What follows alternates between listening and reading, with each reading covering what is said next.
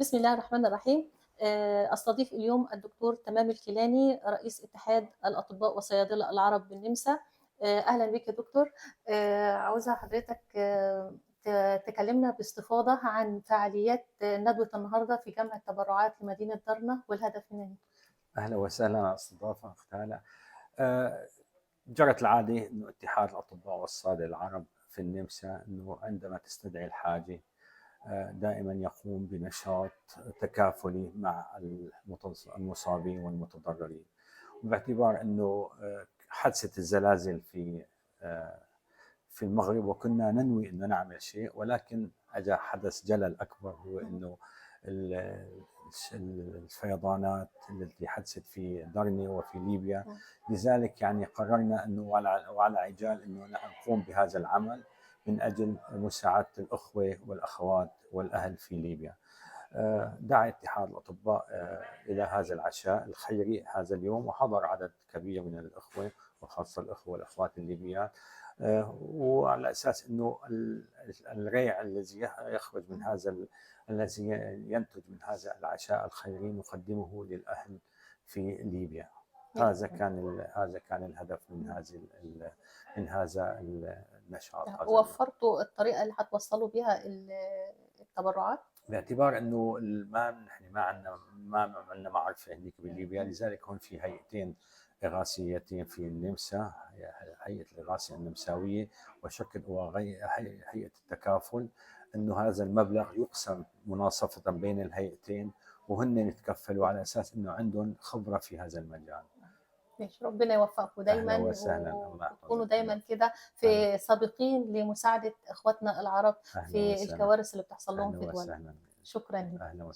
بسم الله الرحمن الرحيم. اعزائي الكرام، النهارده هستضيف الدكتور احمد باطا، دكتور جراح العيون في فيينا. هيكلمنا النهارده عن الفعاليه التي اقامها اتحاد الاطباء والصيادله العرب بمناسبه جمع التبرعات لمدينه درنة. اهلا بك يا دكتور. اهلا وسهلا بحضرتك. في تخصصنا كاتحاد اطباء وصيادله عرب هنا في النمسا، ان احنا بنقف جنب اخواتنا في مختلف الدول العربيه لما يكون في يعني نجد، والحمد لله النجدة كانت كويسه. وفي الدكتوره الليبيه زميلتنا الدكتوره ربيعه قالت كلمه عن دارنا وعرفت الناس عن تاريخ دارنا، ودي كانت حاجه ممتازه جدا. ربنا يعافيهم، يعني انها مدينه مبتلاه من زمان.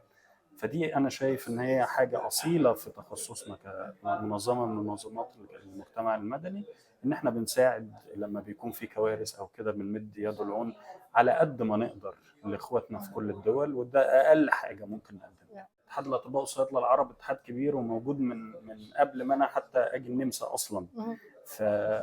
وهو دايما يعني سواء ليه جهود، حتى انا طريقه معرفتي بيهم كانت وهم لما كانوا بيعملوا شغلهم الإغاثي في مصر وقت الثورة.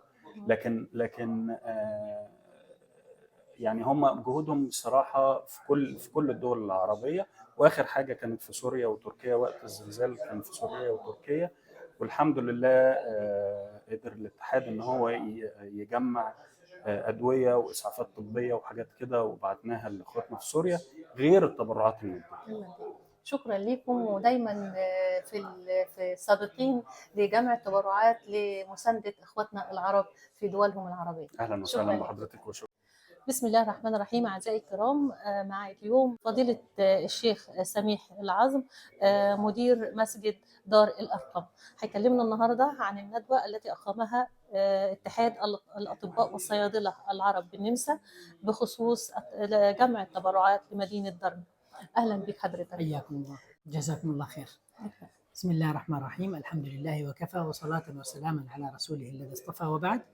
الحقيقة نتقدم بالشكر الجزيل إلى الدكتور تمام كيلاني وإلى جميع الأخوة القائمين على هذا الاتحاد، اتحاد الأطباء والصيادلة العرب المبدعين، اللي يعني بيحثوا وبيساعدوا الآخرين على أنهم يعملوا هذا النشاط وهذا الجهد الكبير. فهم يجتهدوا لغوث ومساعدة إخوانهم في ليبيا وفي المغرب على المصاب الجلل الكبير اللي صار. ونحن نقول إنا لله وإنا إليه راجعون. المسألة ليست مسألة انتقام من الله، إنما هي مسألة ابتلاء الله يبتلي الناس ليرى من يصبر منهم ويؤجر ويرتفع درجاته يتخذ شهداء من الناس، وكذلك يكفر الذنوب والسيئات ويبتلينا نحن، هل سنقف مع إخواننا أم لا نقف مع إخواننا؟ يعني الإخوة اللي موجودين هناك وهي عظة، يعني قد تكون قد أعادت الناس إلى ربهم، يعني كثير من الناس عادوا إلى الله سبحانه وتعالى، لكن هي ابتلاء لنا كذلك. إحنا هل نساعد إخواننا أو ما نساعد إخواننا؟ نعم. فبارك الله فيهم وجزاهم الله خير، يوم محافل، يوم طيب مبارك، وإن شاء الله هم جمعوا مبلغ طيب، وإن شاء الله يكون أكثر وأكثر. وكذلك احنا ممكن يوم السبت القادم من دار الأرقم نعمل كذلك عشاء خيري، ممكن احنا ندعو الناس الأحباب والإخوة إن شاء الله يكونوا حضور معنا يوم السبت الجاي إن شاء الله، نعلن إن شاء الله بوسائل التواصل الاجتماعي إن شاء الله. إن شاء الله. ودايما العرب إيد واحدة، سواء في المهجر في بلاد المهجر أو في الدول العربية، إيد واحدة، يساعدوا بعض في أي آثار جانبية تحدث لهم من كوارث طبيعية، أو خصوصا كان بردك اتحاد الأطباء وصيادلة العرب كان له باع بردك في مساعدة الإخوة السوريين المتضررين من الزلزال. فالحمد لله احنا هنا بنساعد وما بننساش اخواتنا في دول الوطن، وربنا يتقبلهم عندهم ان شاء الله، وتكون برضك عظة للناس اللي لسه موجودين ان هم يقدموا شيء خير لوجه الله. شكرا لك. احسنتي، جزاكم الله خير. بسم الله الرحمن الرحيم. معانا الدكتورة ربيعة، أمراض جلدية وتجميل من دارنا. هتكلمنا عن مأساة دارنا وعن الفعالية اللي أقامها اتحاد الأطباء والصيادلة العرب بالنمسا لجمع التبرعات لمساعدة ضحايا دارنا. أهلا بك يا دكتور. أهلا بك. بسم الله الرحمن الرحيم. بالنسبة لمدينة دارنا، مدينة من مدن ليبيا في الشرق الليبي، للأسف يعني الفترة الأخيرة طبعا الجميع سمع بالكارثة هذه اللي صارت. مدينة دارنا هي مدينة ساحلية جاية ما بين الساحل، ما بين البحر الأبيض المتوسط وجبل، وطبعا موقع جغرافي استراتيجي زي ما أيوة، وعندها السد عالي على المدينة، والمدينة جاية في وادي. أيوة. فلما طبعا صارت الأمطار في 10 سبتمبر، لما صارت الأمطار وتملى السد من ضغط الماء، تكسر السد، وطبعا حصل فيضان على المدينة للأسف. يعني المدينة هذه طبعا مدينة دارنا هي مدينة عريقة ولها يعني مرت عليها حضارات كثيرة، وفيها حتى مسجد الصحابة. كان يعني عمر بن العاص وكان معاه 73 من الصحابة استشهدوا فيها وقبورهم موجودة فيها، كانوا يدافعوا عنها ضد الغزو الروماني. فمدينة دارنا من المدن يعني اللي هي لها مروا عليها كذا حضارات، الأغريق والرومان والأندلسيين. لما سقطت الأندلس يجوا في مدينة دارنا. فمدينة دارنا لها تاريخ كبير. أول عالم أمريكي يكون خارج أمريكا كان في مدينة دارنا. فمدينة دارنا مدينة وأهلها معروفين بالطيبة، ولكن سبحان الله يعني ناس متدينين، ناس معروفين بالسلام مع كل اللي حواليهم. فقد يكون سبحان الله هذه الكارثة اللي صارت إن الله سبحانه وتعالى ابتلاهم ليعلي منزلتهم، لأنهم فعلا يعني من معروفين بتدينهم وإنهم ناس طيبين ومسالمين الخيرين. سبحان الله فعلا. يعني أسأل الله إنه يعني يتقبلهم. احنا اليوم كان عندنا اليوم العشاء الخيري للأطباء، كانوا متبرعين بارك الله فيهم بعشاء خيري، والريع تبع العشاء هذا كله حنجمعوه بإذن الله وحيمشي لمدينة دارنا.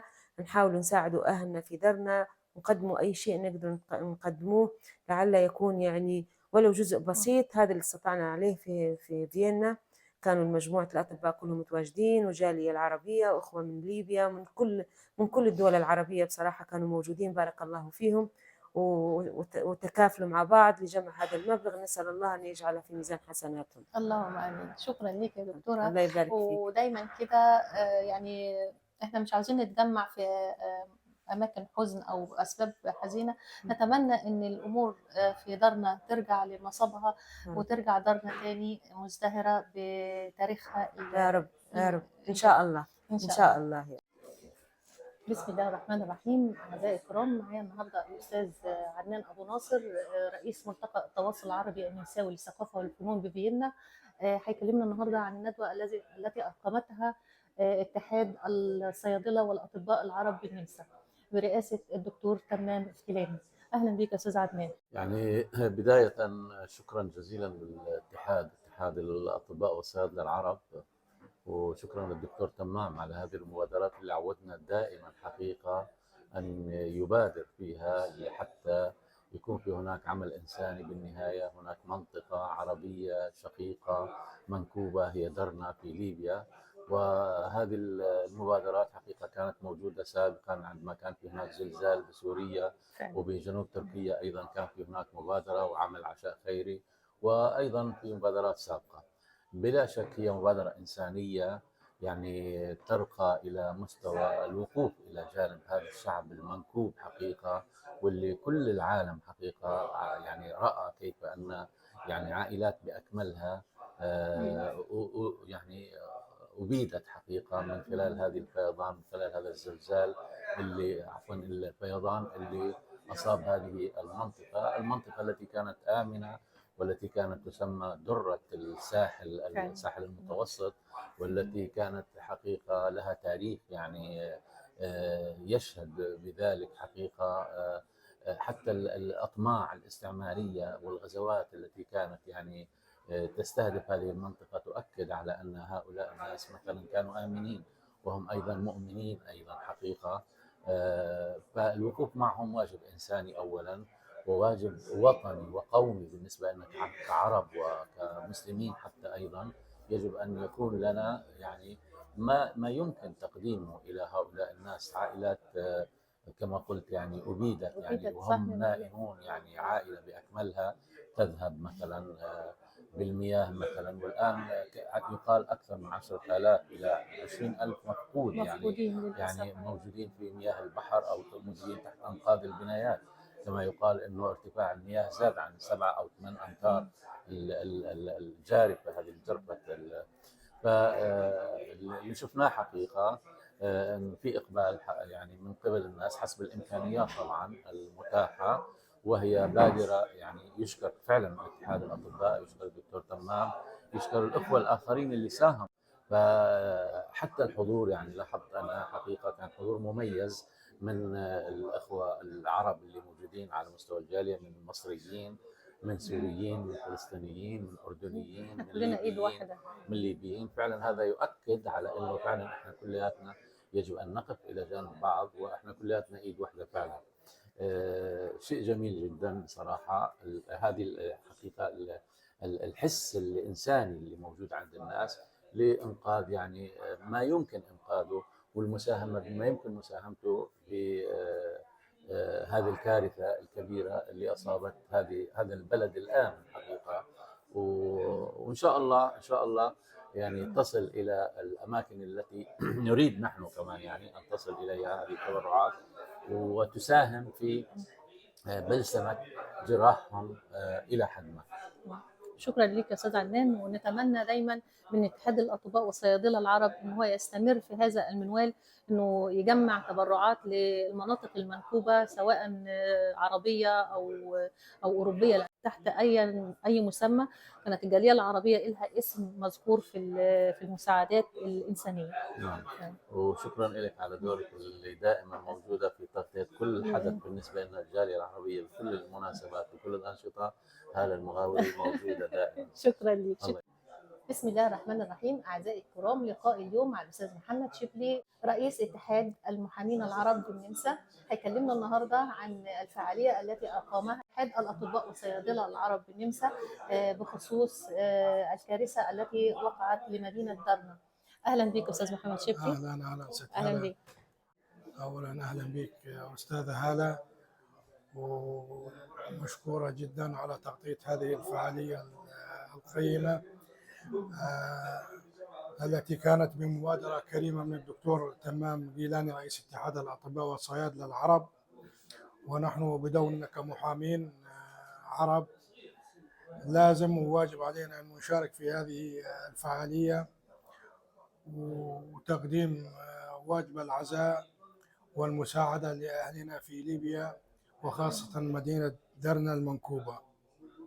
شكرا لك أستاذ محمد شبلي على هذه الكلمة الموجزة، ولكنها أعطت إحساس بنبرة الحزن على ما جرى في مدينة درنا.